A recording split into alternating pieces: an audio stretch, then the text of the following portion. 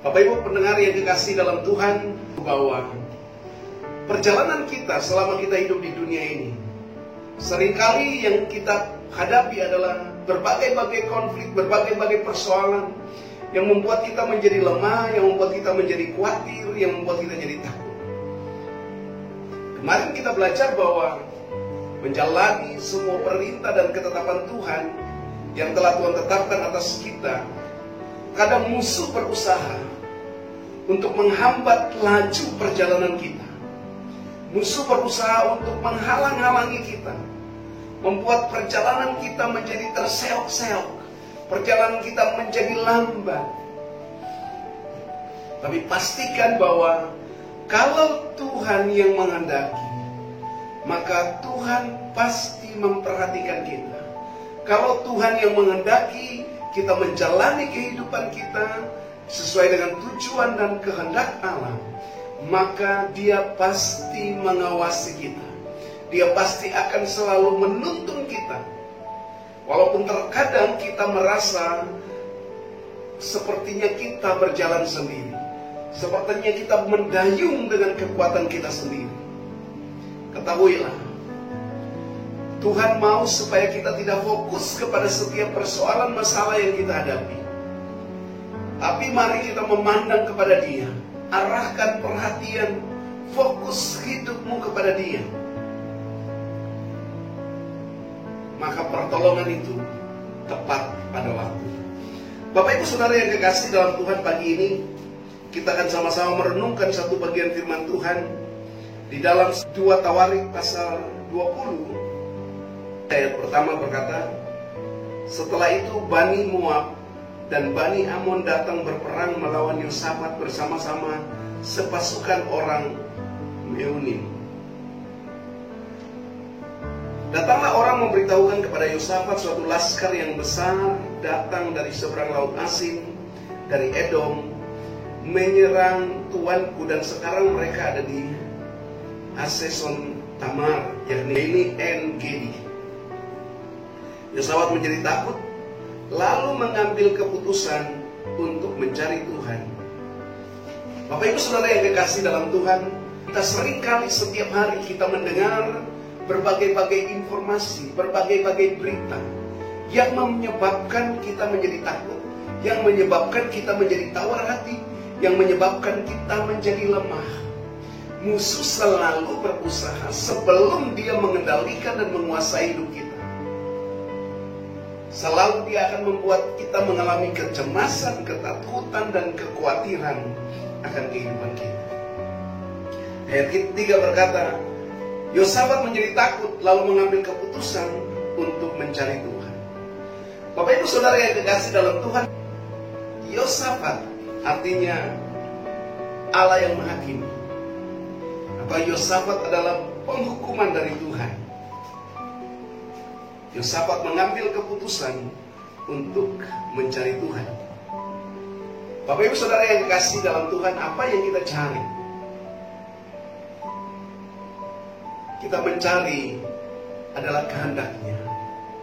Setiap kali kita diperhadapkan dengan berbagai-bagai persoalan, termasuk situasi, kondisi yang sedang kita alami hari-hari ini, maka yang pertama yang harus kita cari Tuhan, bukan mencari pertolongannya, bukan mencari berkat-Nya, tapi yang pertama kita harus cari dalam hidup kita adalah mencari kehendak Tuhan.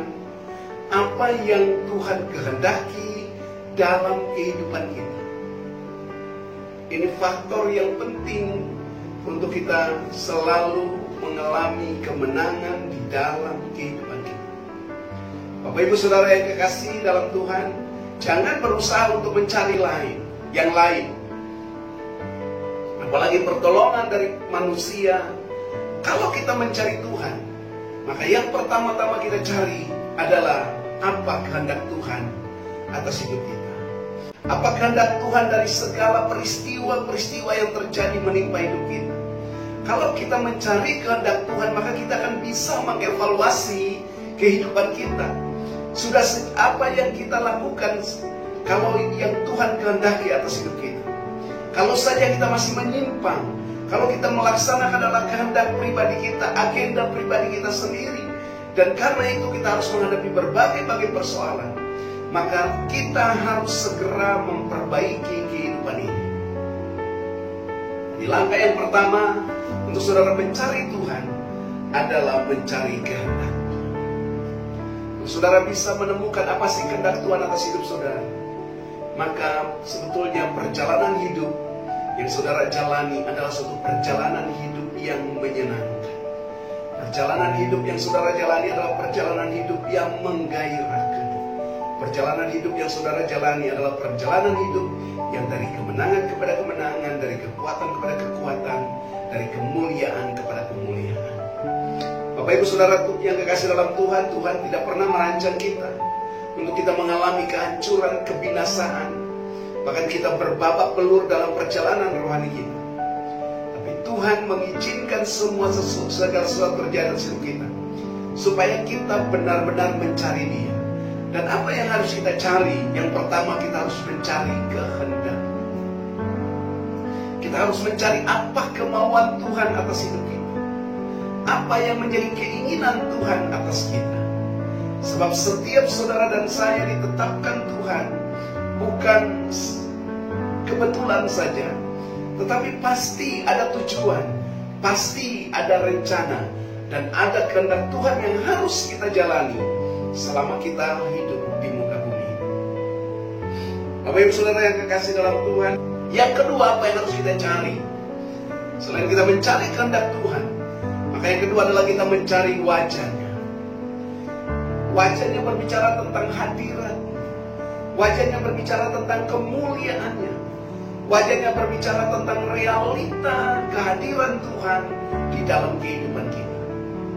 Bapak Ibu Saudara yang kekasih dalam Tuhan, mari bangun suatu kesadaran bahwa Tuhan itu nyata ada di tengah-tengah kita. Seringkali kita melihat menganggap Tuhan itu terlalu jauh di awan-awan sana, sehingga kita harus berseru, berdoa, berteriak dengan segala macam cara yang kita lakukan. Bidadari baik, seharusnya saudara bisa mempercayai Tuhan sama seperti saudara mempercayai Tuhan waktu saudara berdoa untuk makan. Karena saya percaya waktu saudara berdoa untuk makan, saudara minta Tuhan berkati makanan itu, Tuhan, sehingga makanan itu tidak mengandung racun untuk hidup kita. Dan kita percaya sekali bahwa Tuhan sudah memberkati makanan kita. Demikian pun menghadapi segala sesuatu apapun dalam hidup ini, kita harus benar-benar mengalami realita Tuhan. Kalau saudara sudah menemukan kehendaknya, saudara sudah menemukan tujuannya, rencananya atas hidup saudara, maka yang berikutnya harus kita cari adalah mencari wajahnya, mencari kemuliaannya, menemukan hadiratnya. Hadirat Tuhan itu ada di mana saja. Tuhan itu maha hadir, tetapi Dia tidak hadir atau tidak tinggal di mana-mana. Di mana saja Dia bisa datang, Dia bisa menjumpai saudara, tapi Dia tidak akan pernah tinggal di mana-mana. Dia memilih tempat yang tepat, tempat yang penuh kemuliaan, tempat yang penuh kekudusan. Disitulah Tuhan ada. Nah, Bapak Ibu Saudara yang kekasih dalam Tuhan, apa yang harus kita cari? Kita harus mencari perkenanannya Tuhan. Kalau kita menemukan perkenanan Tuhan, Tuhan berkenan atas hidup saudara, maka saudara tidak akan pernah bisa mengalami hal-hal yang tidak menyenangkan, hal-hal yang pasti yang membuat kita mengalami kelegaan, kesenangan. Nah, orang kalau mendapat perkenanan Tuhan, maka dia akan mendapat perhatian yang sungguh-sungguh dari Tuhan. Tuhan tidak pernah memilih kasih, tetapi yang pasti Dia akan berkenan kepada orang-orang yang mencari Dia, yang berusaha untuk menemukan Dia, yang sudah mengetahui rencananya, yang sudah mengetahui kehendaknya, yang sudah mengetahui tujuannya. Orang yang selalu rindu berjumpa dengan Tuhan, orang yang sudah berjumpa dengan wajahnya, berjumpa dengan kemuliaannya, berjumpa dengan hadiratnya, maka orang-orang itu akan mengalami yang namanya perkenanan Tuhan. Bapak Ibu Saudara yang kekasih dalam Tuhan, Alkitab katakan ayat yang kelima, ketika Yosafat dan semua orang Israel, orang Yehuda berkumpul dan mereka berdoa, mereka mencari Tuhan, maka Tuhan menyampaikan firman-Nya kepada mereka. Orang mencari Tuhan selalu di rumah Tuhan. Itu poin yang pertama. Jadi Bapak Ibu Saudara, apa yang kita cari? Yang kita cari adalah kehendaknya. Yang kedua yang kita cari adalah wajahnya. Dan yang kita cari adalah perkenanan. Boleh saudara tambah banyak hal, tapi kalau saudara mengalami 3 hal ini dalam hidup kita, maka selanjutnya kita akan mengalami pertolongan Tuhan tepat pada waktu. Yang berikut, di mana kita harus mencari Tuhan itu, mencari wajah Tuhan itu, mencari kehendak Tuhan itu, mencari tujuan Tuhan itu. Maka kita harus mencarinya di rumah Tuhan. Alkitab katakan di situ bahwa seluruh orang Israel berkumpul dari setiap kota-kota di Yehuda, lalu mereka berkumpul di Yerusalem, di rumah Tuhan, di muka pelataran yang baru. Di mana kita mencari Tuhan? Saudara tidak bisa mencarinya di mana-mana. Saudara harus menemukan rumahnya. Kalau saudara menemukan rumahnya, maka saudara pasti menemukan hadiratnya. Saudara pasti menemukan kehendaknya. Saudara pasti menemukan perkenanannya. Dan semua itu hanya ada di rumah Tuhan. Dan kalau saudara sudah ada di rumahnya, maka yang pasti apa yang saudara terima itu adalah firman-Nya. Selanjutnya, ketika mereka menyampaikan semua persoalan masalah yang sedang mereka hadapi, lalu firman ayat yang ke-14, firman Tuhan berkata, lalu Yahasiel bin Zakaria bin Benaya bin Matanya, seorang Lewi dari Bani Asaf, dihinggapi roh Tuhan di tengah-tengah jemaat dan berseru, camkanlah hai seluruh Yehuda dan penduduk Yerusalem dan tuanku Raja Yosafat, beginilah firman Tuhan kepadamu, jangan kamu takut dan terkejut karena laskar yang besar itu, sebab bukan kamu yang akan berperang melainkan Allah. Besok haruslah kamu turun menyerang mereka. Mereka akan mendaki pendakian Sis, dan kamu akan mendapati mereka di ujung lembah, di muka padang gurun Yehuda. Nah Bapak Ibu Saudara yang kekasih dalam Tuhan, ketika kita mencari Tuhan, maka yang pasti kita akan menemukan adalah firman-Nya Tuhan. Ingat apa yang kita cari? Yang saudara cari adalah kehendaknya, rencananya, tujuannya atas hidup saudara. Kedua yang harus saudara cari adalah wajahnya, hadiratnya, kemuliaannya. Dan yang ketiga yang harus kita cari adalah perkenanannya Tuhan. Kalau saudara menemukannya, maka saudara akan menjadi orang-orang yang berkemenangan. Di mana saudara harus mencari Tuhan, mencari wajahnya, mencari kehendaknya? Kita katakan sendiri, mencari di rumah Tuhan. Bahwa rumah Tuhan ini dimaksud adalah suatu hubungan relationship dengan Tuhan. Bukan berbicara hanya tentang suatu gedung tempat beribadah, tetapi saudara bisa datang berjumpa dengan Tuhan kapan saja. Kalau hidupmu menjadi tempat Allah berdiam di dalam rumah. Ingat, tubuh kita, hidup kita adalah bait Roh Kudus. Kita adalah tubuh Kristus, dan kita adalah tempat Allah berdiam. Yesus berkata bahwa rombak bait Allah ini dan aku akan membangunnya lagi dalam 3 hari. Jadi yang dimaksudkan dengan bait Allah yang sesungguhnya itu adalah pribadi Kristus sendiri. Dan saudara dan saya ketika percaya pada Kristus, kita menjadi tubuh Kristus yang ada di bumi. Itu berarti saudara dan saya sudah diposisikan sebagai rumah Allah. Dan di rumah Allah itu harus ada aktivitas ilahi, aktivitas rohani. Di rumah Allah ada keluarga, ada tiang penopang dan dasar kebenaran yang harus terus terbangun di sana. Nah, Bapak Ibu Saudara yang kekasih dalam Tuhan,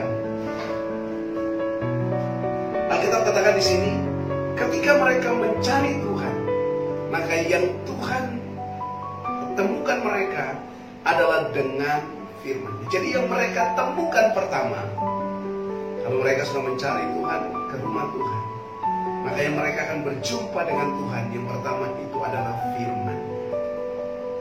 Sekali lagi, ketika kita diperhadapkan dengan berbagai persoalan masalah, maka langkah bijak yang harus kita lakukan adalah mencari Tuhan. Mencari Tuhan itu kita harus mencari kehendak-Nya.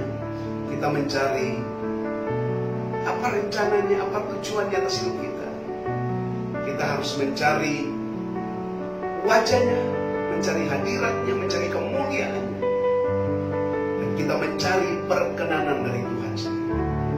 Orang-orang yang sudah mengalami tujuan dan rencana Tuhan, yang sudah mengalami hadirat dan kemuliaan Tuhan, mereka pasti akan mengalami yang namanya perkenanan Tuhan. Di mana kita harus mencari? Ya, kita harus mencari di rumah Allah. Firman Tuhan sekali lagi katakan di situ. Lalu Yahasiel bin Sakaria bin Benaya bin Matanya, orang Lewi dari Bani Asaf, dihinggapi Roh Tuhan di tengah-tengah jemaat. Tuhan hadir di tengah-tengah mereka. Dan Tuhan sudah memilih orangnya. Dan Tuhan akan pakai untuk menyampaikan firman. Jadi Roh Tuhan tidak menghendaki sembarang orang, tapi Roh Tuhan menghinggapi orang-orang yang sudah dipilih. Mereka selalu mengikuti tatanan ilahi yang sudah tertanam di rumah Tuhan pada saat itu. Ayat 15, lalu berseru, camkanlah hai seluruh Yehuda dan penduduk Yerusalem dan Tuhan Raja Yerusalem. Beginilah firman Tuhan. Kepadamu jangan kamu takut dan terkejut karena laskar yang besar, sebab bukan kamu yang berperang, melainkan Allah. Bapak Ibu Saudara yang kekasih dalam Tuhan, apapun yang saudara hadapi hari-hari ini, bangunlah kesadaran kalau engkau sudah menemukan Tuhan, menemukan kehendaknya, tujuannya, menemukan wajahnya, menemukan perkenanannya, dan dia akan menyatakan diri melalui firman. Dan ketahuilah bahwa peperangan, persoalan yang saudara hadapi, Tuhanlah yang akan berperang bagimu. Kau tetap jangan takut, tetap berdiri mengambil posisi sesuai dengan apa yang sudah Tuhan tetapkan. Maka kau akan melihat pembelaan Tuhan. Tuhan akan bekerja, Tuhan akan berperang bagimu. Peperangan yang kita alami hari-hari ini adalah peperangannya Tuhan. Karena Tuhanlah yang menetapkan kita. Kalau kita lemah, kita tidak mampu untuk menghadapi semua peperangan, maka ketika kita berseru, Tuhan akan memberikan kemenangan kepada kita. Bapak Ibu Saudara yang kekasih, mari tetap jalani hari-hari hidup kita. Percayalah bahwa apapun keadaan situasi yang saudara hadapi, mata Tuhan tetap tertuju kepadamu untuk memberikan kemenangan hari lepas hari. Kiranya Tuhan Yesus memberkati saudara dan memberkati firman-Nya di hari ini.